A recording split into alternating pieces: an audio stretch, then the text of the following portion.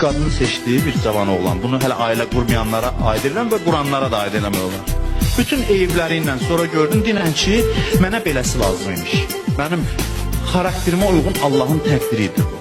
Bilin ki, Allah çoxumuza, 99%-imizə ən uyğun həyat yoldaşı seçir. Həyat yoldaşı odur ki, o ilə bircə həyat yaşayıb öz eyiblərini görəsən və islah edəsən. Xoşbəxtliyi gərək zərrə-zərrə yaradasan, əldə edəsən. Xoşbəxtlik belədir. Xoşbəxtlik bəxtəbəxt deyil, xoşbəxtliyi yaratmaq lazımdır. Bəxtimə beləsi düşüb, xoşbəxtliyin amili bu deyil. Ən yaxşı həyat yoldaşı da olsa sənin həyat yoldaşın, öz üzərində işləməsən, o da səni yoracaq. O qədər adamlar tanıyıram ki, gözəl ailəsini tərk edib, gedib bir dənə, üzr istəyirəm, yırtıcı ilə yaşayır. Çünki qurdun öhdəsindən qurd gələr.